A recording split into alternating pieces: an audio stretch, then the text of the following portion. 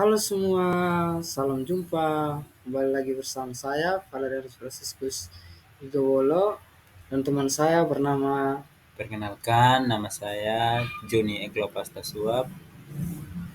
Kami dari program studi pendidikan teknik elektro ingin menceritakan sedikit tentang atau mempresentasikan sedikit tentang kasus keamanan jaringan di Indonesia.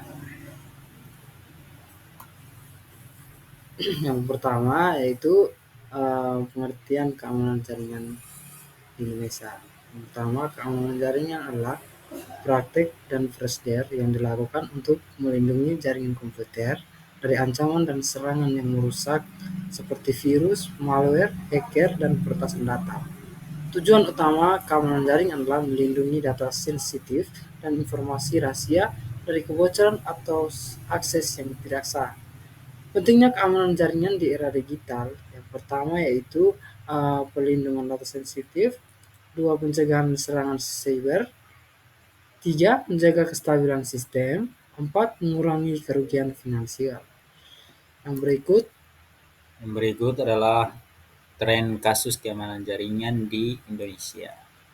Yang pertama itu serangan siber di Indonesia meningkat drastis hingga 6 kali lipat pada semester pertama 2024 dibandingkan periode sama tahun sebelumnya, dengan total lebih dari 2,4 miliar serangan tercatat. Rata-rata terjadi 158 serangan per detik di Indonesia.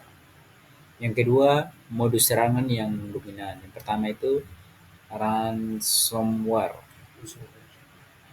yaitu menyadera data dan sistem untuk tebusan seperti kasus BSI dan Pusat Data Nasional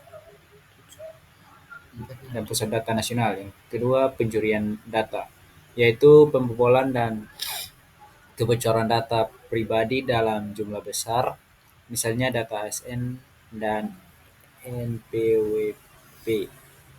Yang ketiga, distributed denial of service DDoS, yaitu membanjiri server dengan trafik palsu hingga layanan terganggu. Yang berikut yaitu contoh kasus besar di Indonesia. Kebocoran yang pertama tuh yang ini kebocoran data ASEAN 2024. Pada tema ini yang pertama, pada 2024 data dari 4,7 juta pegawai negeri sipil atau PNS bocor dan tersebar dari dark web. Yang kedua itu kelompok peretas topinya diduga sebagai pelaku kebocoran data ini. Yang ketiga, data yang bocor meliputi informasi pribadi penting seperti nomor identitas, alamat, dan data sensitif lainnya. Yang keempat, yang terakhir yaitu kebocoran ini menimbulkan kekhawatiran besar terkait keamanan data pemerintah dan perlindungan privasi ASN. Yang berikut. Berikut adalah langkah pencegahan oleh masyarakat. Yang pertama, perbaharui perangkat lunak dan aplikasi secara rutin, yaitu selalu lakukan update sistem operasi, aplikasi dan perangkat lunak keamanan untuk menutup celah keamanan yang bisa dimanfaatkan peretas. Perbaruan ini penting untuk mengatasi keretanan dan meningkatkan proteksi terhadap serangan siber seperti ransomware. Langsung nama Yang, nama kedua terus yang kedua, gunakan antivirus dan firewall yang terpercaya.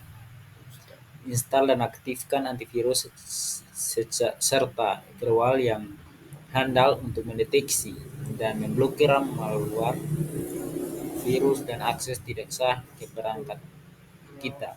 Pastikan antivirus selalu diperbarui agar efektif melawan ancaman terbaru.